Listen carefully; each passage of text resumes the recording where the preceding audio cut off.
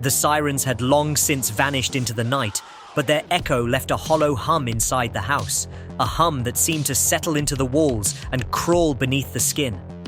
David Jr. stood rigid in the middle of the living room, his breath still jagged, chest rising and falling, as though his heart hadn't quite caught up with the fact that the danger was gone. His eyes stayed fixed on the front door, the same door his father and Dr. Jackie had been dragged through moments earlier, their protests muffled beneath the heavy grip of uniformed officers. In the quiet that followed, there was no relief, only the thrum of adrenaline and the sharp awareness that this wasn't over. On the couch, his mother lay still beneath a faded blanket, her frame so thin it looked as though the fabric itself could crush her. Her breathing was shallow but steady, the fragile rhythm of someone who had been through too much and survived by inches. David moved to her side, kneeling, his hand sweeping back strands of damp hair from her forehead. "You're safe now, Mama," he murmured, the words carrying both promise and desperation. Her eyelids fluttered open, revealing the faintest spark of life, but her lips trembled before shaping the words, "Where's David?" The question lodged itself in his chest, sharp and disorienting. "Which one?" he asked, his tone cautious, unsure if she meant him or the man who had just been taken away in cuffs.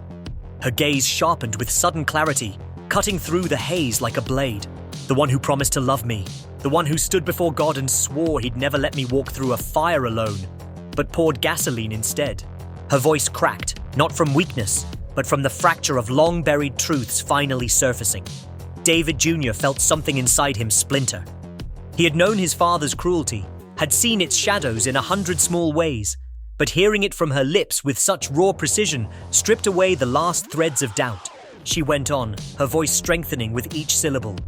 "He told me I was forgetful, that I was too tired to manage my contracts, my music, my business. He said I didn't need to worry, that he'd take care of everything. But he didn't take care of me. He took from me my voice, my songs, my freedom." Her hand twitched beneath the blanket, and David reached for it, gripping it tightly, the quiet vow in his eyes stronger than any spoken word. "You're not fading anymore, Mama. Not while I'm here. We've got court in 2 days, and I'm bringing everything. Witnesses, recordings, nurses who saw what they did.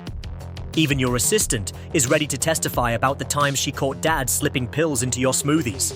The words landed like stones in a pond, sending ripples through her expression. "He drugged me?"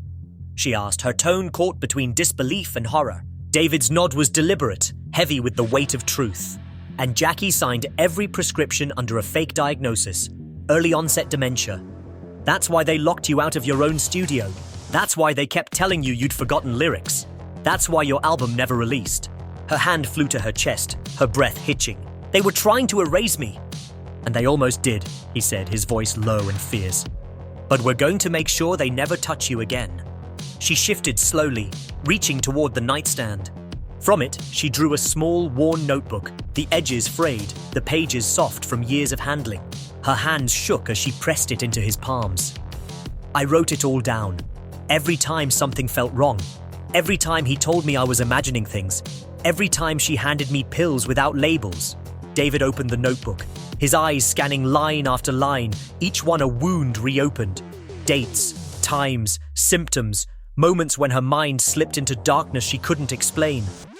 The record was meticulous, damning in its detail. This wasn't just a diary. This was evidence. This was a weapon. "You just gave me the last nail in their coffin," he said, his voice shaking with a mixture of rage and resolve. A sharp knock at the door jolted him from the moment. He glanced toward the window and saw the swarm. Reporters with cameras raised, microphones extended, news trucks crowding the curb. Not the police this time. Something more relentless. "They want a statement," he said, turning to her. She sat up, shoulders squared despite her frailty. "Then give them one." "Mama, I've been quiet long enough." An hour later, the living room was unrecognizable. Tripods stood where the coffee table had been. Wires snaked across the rug. The warm glow of the setting sun spilled through the blinds, casting long shadows. Tamila sat at the center, wrapped in a deep blue turban, her makeup understated but flawless, her presence commanding the room without a single raised word. David sat beside her, his hand wrapped around hers, a silent tether keeping them both steady. The lead reporter leaned forward. "Miss Mann, The judge began the proceedings without delay, the sound of the gavel echoing through the packed chamber like a warning. The clerk read out the charges in a voice that carried to the farthest corner: fraud, conspiracy, unlawful medical practice, financial exploitation, and attempted poisoning. Each word landed like a stone, each count a brick in the wall closing in around David Sr. and Dr. Jackie. As the prosecution rose to begin, the court was plunged into a silence so deep it felt as if even the air had stilled to listen. Piece by piece, the evidence was laid out. First came the lab reports showing the traces of unprescribed sedatives in Tamila's system, dosages high enough to impair memory and motor function, but carefully measured to avoid immediate detection. Then came the audio recordings, muffled conversations, low and conspiratorial between David Sr. and Dr. Jackie discussing keeping her calm and making the transition smooth. The jury shifted in their seats as the words played through the speakers, the casual cruelty in the tone chilling. The prosecutor moved methodically, their voice unwavering as they detailed each manipulation, each calculated step to strip Tamila of her agency. When they produced the small, worn notebook, David Jr. felt the energy in the room shift again. This was the moment he had been waiting for. The prosecutor explained how Tamila had documented everything: dates when she blacked out unexpectedly, instances where pills were handed to her with vague explanations, moments when she was told she had forgotten commitments she never actually agreed to. Every entry was another thread in the web they had woven around her, and every page pulled that web apart. "Miss Mann," the prosecutor said, "would you please read an excerpt from your notebook for the court?" Tamila's hands trembled slightly as she accepted the notebook, but when she began to read, her voice carried with a resonance that silenced even the faint shuffling of papers. "They told me the pills would help me sleep, but each morning I felt a little less like myself. One day I woke up and couldn't remember the lyrics to my own song. I thought I was dying. I thought it was my fault."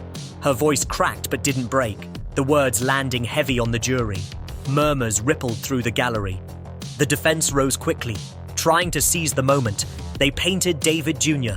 as a manipulator, suggesting he had fabricated the accusations to gain control of his mother's career and finances. They claimed the notebook could have been written at any time, that the recordings were taken out of context. But their momentum faltered when the prosecution countered with testimony from nurses, assistants, and former staff members, all of whom corroborated the events. One nurse described seeing Dr. Jackie write prescriptions for sedatives under the false diagnosis of early-onset dementia. An assistant recounted catching David Sr. mixing a powder into Tamila's smoothie, brushing off questions with a smile and the phrase, "doctor's orders." The defense's narrative cracked further when the prosecution played the final recording.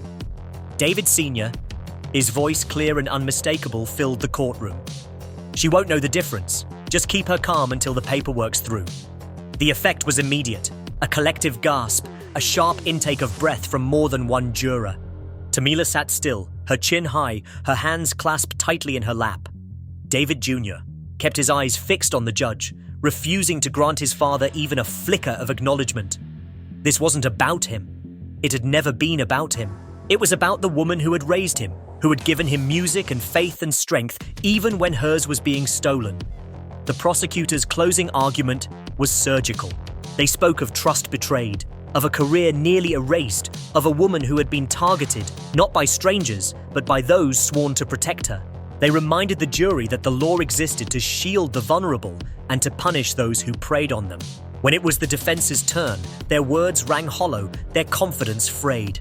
They attempted to reframe the case as a family misunderstanding, a matter better resolved in private, but the evidence was a tide too strong to swim against. Hours later, the jury retired to deliberate. The wait was excruciating. Tamila and David Jr. sat side by side, the courtroom slowly emptying until only a few supporters remained. He wanted to speak, to tell her something that would cut through the tension, but every word felt too small, so he simply held her hand. When the jury returned, the four-person's expression gave little away. The judge asked for the verdict, and the words that followed would replay in David Jr.'s mind for the rest of his life. On all